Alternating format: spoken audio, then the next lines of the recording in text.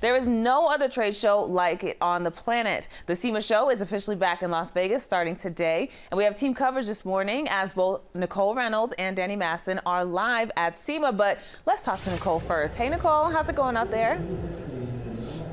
Hey, Nkirika, honestly, having the time of my life here at SEMA. You said it best, there's no other trade show quite like this, and we're marrying cinema and cars this morning, and I'm bringing the big screen to your small screen. I have Sun King, Mr. Delicious, whatever you want to go by this morning, hanging out with us today. And you know, we're standing behind two very iconic cars when it comes to the cinema world and cars. Talk to me a little bit about them.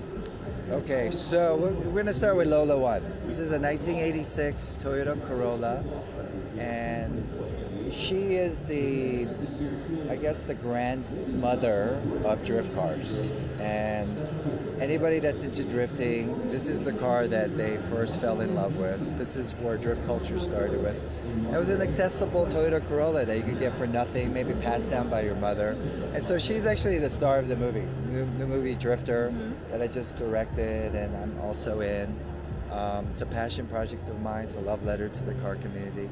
The whole car community actually came together to make this movie happen. And before we get to the other car, let's talk about the drift community. Yeah. You've been doing this for a while. You're obviously in love with the game. How did you even fall into that? Well, I didn't really know much about drifting until I did the Fast and Furious Tokyo Drift. It wasn't something that I grew up with. It was fairly new when I started that movie. But, you know, aside from the actual motorsport of it, the people behind it, you know, it's a motorsport that is still accessible to just anybody that has a rear-wheel drive manual car. You don't have to have a whole bunch of money. And the culture for me is why I was really drawn to it, you know. And now it's growing, and it's grown, and it's global. But you know, anyone that gets involved or starts to go to the drift events, you know, they're instantly welcome, right? Because we realize in the drift culture we all need each other, you know. And I think it's a beautiful thing today in a world that has so many divisive issues, and you're focused on the differences. You know, this culture brings people together, you know, from all walks of life. Yeah. Now let's talk about the car behind you. This is the grandmother of the drifters, and now you've moved into something a little more like this. Talk to me about this one. So this fail-side 78 240Z it's making its world premiere in America. So it came from Japan about a week ago.